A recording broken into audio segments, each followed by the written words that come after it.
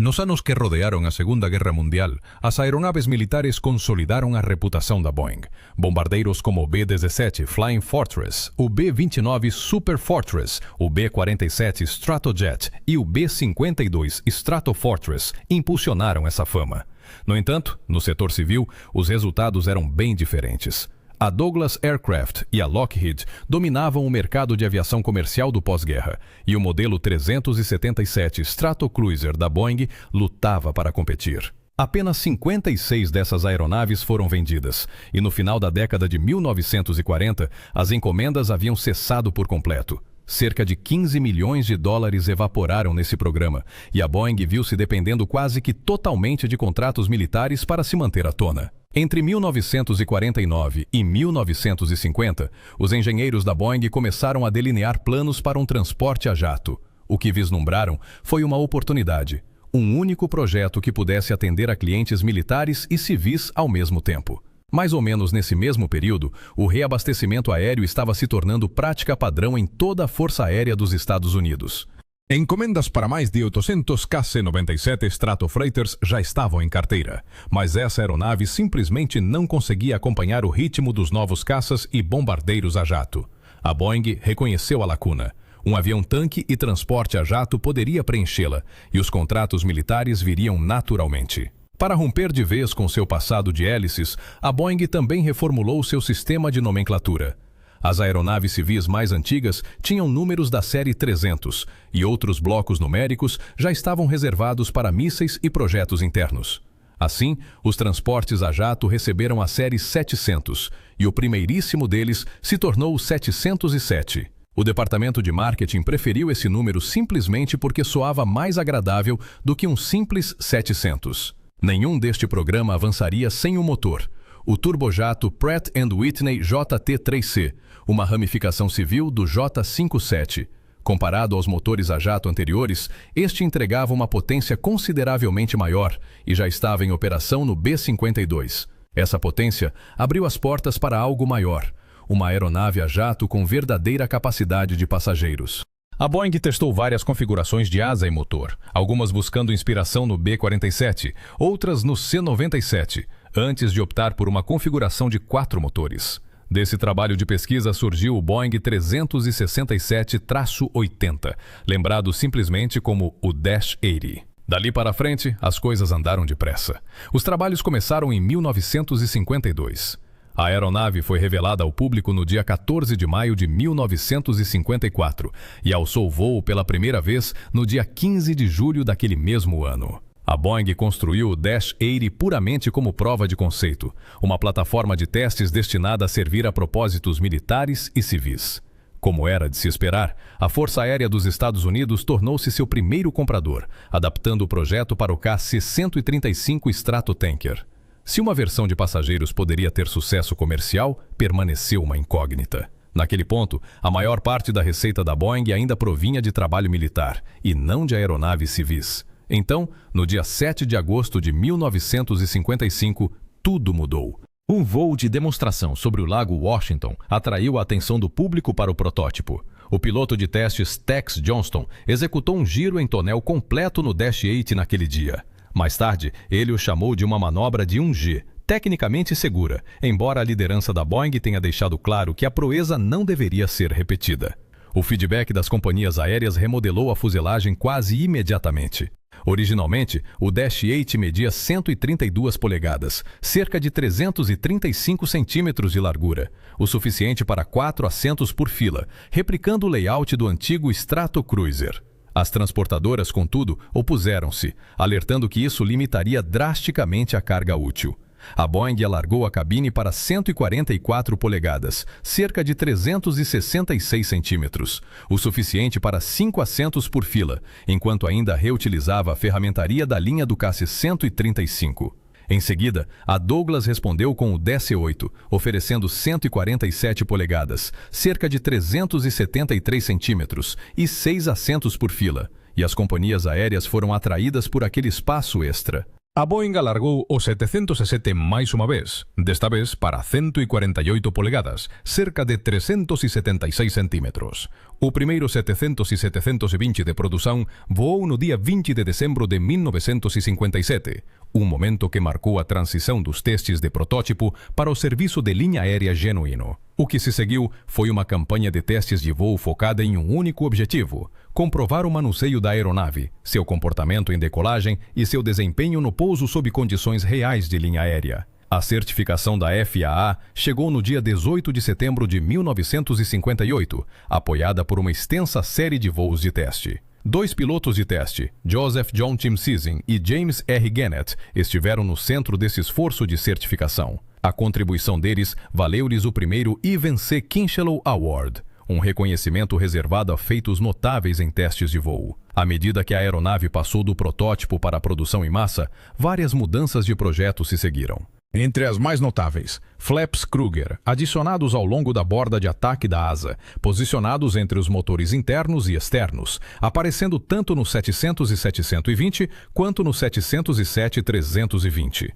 Essa mudança foi motivada por preocupações de segurança levantadas por acidentes de ultrapassagem de pista na decolagem envolvendo o de Havilland Comet, onde ângulos de rotação excessivos haviam provocado a perda de controle. Os próprios testes da Boeing confirmaram um risco semelhante. O 707 poderia sofrer um stall de asa se o nariz fosse levantado demais durante a decolagem. Os flaps de bordo de ataque resolveram esse perigo diretamente, atrasando o stall mesmo com ângulos de rotação acentuados, até mesmo em casos onde a cauda roçava a pista. Essa correção tornou-se uma parte permanente do projeto de produção certificado, fechando uma lacuna de segurança que surgira no início das operações da era a jato. O modelo de produção base, o 707-120, operava com turbojatos Pratt & Whitney JT3C e estabeleceu o modelo a partir do qual todas as versões de linha aérea seriam construídas. Ele viu às variantes posteriores o seu ponto de partida, uma fundação moldada para atender a diferentes demandas de rota e carga útil. A Qantas, necessitando de uma fuselagem mais leve para suas rotas de longa distância, impulsionou a próxima variação, o 707-138.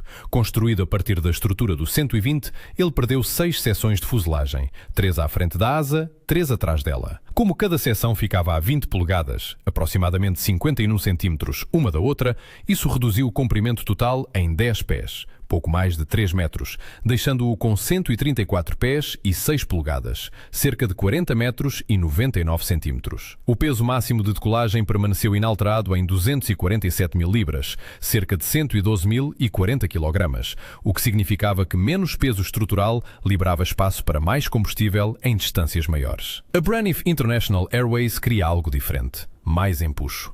Esse pedido produziu o 707-220, equipado com motores Pratt & Whitney JT4A.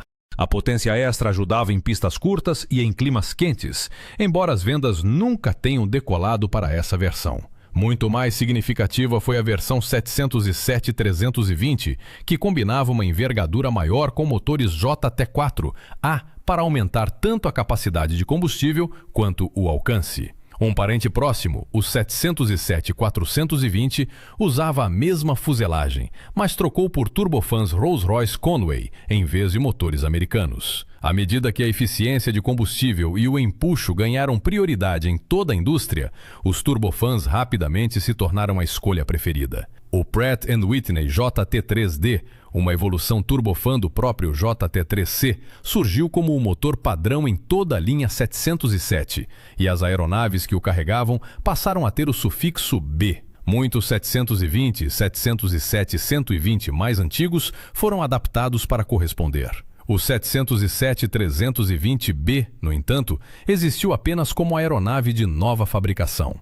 Ele apresentava uma estrutura reforçada para suportar um aumento de 19.000 libras, cerca de 8.618 kg, no peso máximo de decolagem, juntamente com modificações nas asas. Essa atualização tornou possíveis os voos diretos no sentido oeste da Europa para a costa oeste da América, bem como o serviço direto ligando os Estados Unidos e o Japão. A última grande variante civil da Boeing, o 707-320C, tinha a convertibilidade como sua característica definidora. O C significava exatamente isso. Uma ampla porta de carga na fuselagem permitia que ele alternasse entre funções de passageiro e carga, e uma asa redesenhada adicionava flaps de bordo de ataque de 3 seções. Essas atualizações aprimoraram o desempenho na decolagem e no pouso e permitiram a remoção da barbatana ventral, embora a barbatana vertical mais alta permanecesse no lugar. Qualquer 707-320B construído após 1963